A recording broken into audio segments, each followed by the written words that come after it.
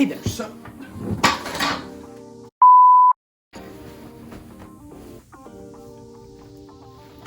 Today on 420, yeah, haha is funny drug number, we got a super surprising Apple event, first reported by my friend, not really my friend, wish he was my friend Jon Prosser, and his super mysterious source. We got a new product and tons of updates and upgrades to some products that truly needed it. Let's go over them and I'll give you a ranking for each. First, let's start with the only software change. This coming to the podcast app. Anyone with the iOS 14.5 beta will know exactly what this new design refresh looks like. It looks sleek, a little nicer, and a lot more organized. We are also getting podcast subscriptions. I feel the same way. But it's not exactly what you think. Unlike a service like Apple Music or Apple TV, where you get exclusives and it's a paid service to access it in the first place, this is going to be a little different. You're going to subscribe individually to channels, and you can still access these channels and follow them just like the normal system works. But by subscribing, you will pay a little extra money to the creator and inevitably some fee to Apple, and you will be able to access all of their episodes ad-free and sponsor-free, and they will also post exclusives to you. This shouldn't hamper their overall flow, but I guess that'll be up to the podcasters themselves. This is expected to come out in iOS 14.5. Whenever that'll be, should only be about another week or two until all public users get it themselves. Overall, I would rank this as it's not good that it had to happen in the first place. I mean, podcasts should always be free. That's kind of the whole point. But if it had to happen, I guess this was the best way to do it. Now let's move on to our new product, this being AirTags, a product Jon Prosser first leaked all the way back in September with a whole render. And he was right on the money, even closer than he was with his AirPods Max renders. They use Apple's U1 Google Schmuck to pin down the exact location of your items and give you inch-by-inch readings of where they are, what direction to turn, and exactly where to find them. The actually amazing part of this is that they only start at $29, which is insane for Apple. I mean, they finally learned how to price something reasonably. Never mind, I take it back, they still suck at pricing things. The AirTags will begin pre-orders this Friday and ship out April 30th. Anyway, I would consider this the base price is really good and the overall functionality is incredible. Just maybe go with a third-party case if you need to put something on it. Now we have our product updates. These were by far some of the most exciting product updates we've seen in a long time. And they start with a new iPhone color. This was probably the most surprising reveal because, unless I'm wrong, I think this is the first time Apple has ever introduced a new phone color post-launch. Yeah, and you heard that right. This isn't some case like was long rumored. This is a phone. A whole nother bright purple phone. I don't get it, but if it sells well, so be it. This weird purple is coming to the 12 and 12 mini at no additional cost.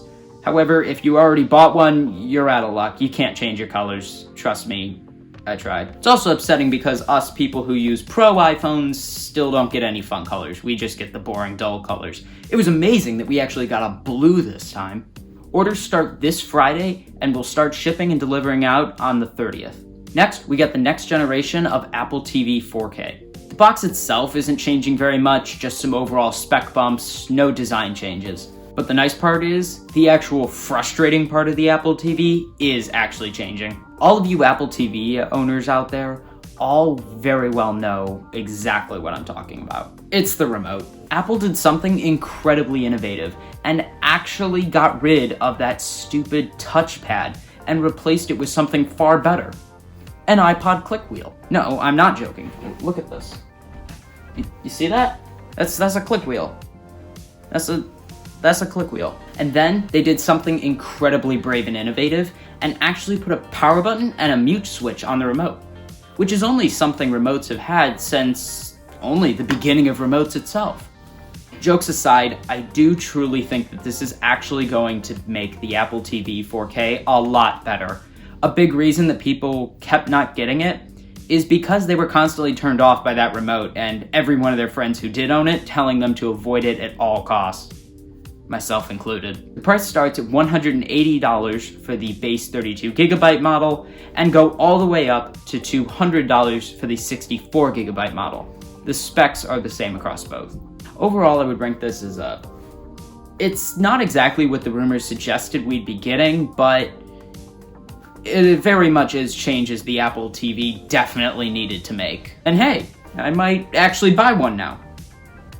Maybe. Next up, and by far the most exciting, is the iMac redesign and improvement. This is something Sam over at iUpdate has been salivating about over the last few months. The iMac got these super oversaturated colors and even lost a few pounds. Aside from the color options and the lack of a space gray or black in a year when they literally emphasize color choices, I think the redesign looks pretty good.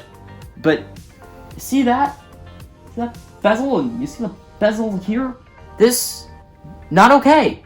I do not know why Apple continues to put a giant freaking bezel on things, alright? You have all of these borderless devices, and yet, on the iMac only, you continue to go, yes, that looks gorgeous. The iMac will also gain the new M1 chip, previously seen in the new Mac Mini, MacBook Air, and 13-inch MacBook Pro. The M1 chip is a significant jump in performance over last year's model. It is also the whole reason Apple has been able to miniaturize and flatten this device as much as they have. It's pretty awe-inspiring when you actually look at the engineering of pulling something like that off. The size difference between these two is just awe-inspiring. They are also upgrading the display, and it will now come with a 4.5K display over the previous 4K display. I don't know what's with Apple and their 0.5s recently. The Pro Max on the 12 series got a 2.5 telephoto, now we're getting 4.5K displays. I mean, just either give me 3x zoom or a 5K display. I don't want this weird half-assed middle ground that Apple continues to give me. Either take it or leave it. We are also getting a new accessory in the form of a new Magic Keyboard. The overall design will remain the same, but now we're going to get Touch ID and a few new function keys. The introduction of Touch ID is fantastic for a MacBook Pro user like myself. I always find it weird when I have to log on to another computer and actually type in a password or a passkey. And I know this part will be controversial, but can we please have a Magic Keyboard with a touch bar? I know a lot of people do not like the touch bar, but I really do. It's so fantastic in so many areas. The price starts at $1,300 and goes all the way up to $1,700 for the fully spec'd out version. We don't know the pre-order date, but we do know they will arrive in the second half of May. Overall, I would rank the new iMac as aside from the colors and the massive bezel, it's a really good improvement over the previous generation, and if I wasn't such a cheap ass, I'd probably buy one myself. Finally, we got a new iPad Pro. Surprisingly, we didn't get an A14X or something like that like many had anticipated, but instead, we got the M1. No, not a minimized version of the M1, the M1. They even did this video of Tim Cook dressing up like a spy, stealing it from a computer, and shoving it into the iPad. It was actually kind of funny. So this also begs the question, what exactly other than the price is the main purpose of the MacBook Air at this point? I mean, it's got the exact same chip as the iPad Pro. The MacBook Pro still outspec it. So what exactly is its purpose? We also got a Thunderbolt port included, as well as 5G, which Apple still spent too much time focused on. Hey, I live in Chicago, and I can't even get a 5G signal around here. We also got some cool camera upgrades. This time, Apple focused on the front-facing camera rather than the rear-facing camera. The rear-facing camera did get HDR3, but that's it. No new camera improvements that they mentioned. The normal wide camera will be replaced with a 12 megapixel ultra-wide camera with a 120-degree field of view. They are still keeping the true depth features, but replacing that wide camera with a new ultra-wide.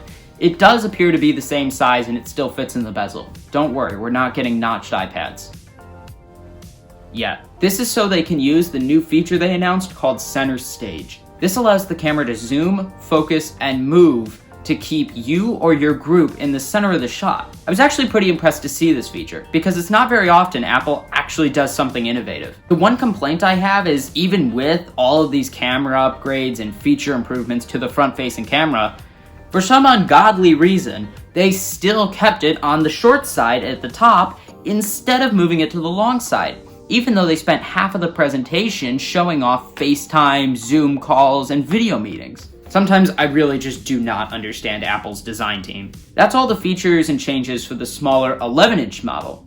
However, for the 12.9-inch model, we're getting one more feature. This is a mini LED display. They're calling this display the Liquid Retina XDR, which actually describes the mini LED pretty well. For the most part, it's a combination between OLED and LCD. It uses LCD technology, but then minimizes it to a little closer to the size of an OLED. So you can expect overall deeper blacks and a more color-accurate display. This is truly going to add some great improvements to by far the most lacking part of an $1,100 device. Oh yeah, you heard me right, $1,100. They bumped up the price of the 12.9-inch iPad by $100. They are keeping the 11-inch still $800. Remember, this is starting at 64 gigabytes. Both devices will arrive in the second half of May. Like before, we still don't know the pre-order date, but I would expect to know it soon. This is a huge improvement over the previous iPad. I highly recommend getting this if you have the funds to do so. However, if you have the previous generation iPad, I wouldn't recommend upgrading unless you're planning to get the 12.9-inch. That could change, however, if you're a huge power user, in which case you may very well benefit from the M1 chip inside the 11-inch model. And that's it. That was the whole event. There was a lot of great improvements, a new product announcement, for the first time a new iPhone color. It was pretty shocking to see, to say the least. I would also say it's probably one of the most jam-packed and exciting Apple events that finally lived up to the hype that always surrounds these virtual events. And I really do hope that after COVID's over, they decide to keep these virtual events around. They're much more exciting to watch, and we all get to enjoy the same amount, not just the lucky few who got invited to it. I hope you all enjoyed the deep dive. I have product reviews every Saturday and news updates every Wednesday. This has been SideQuest Tech, and I'm out.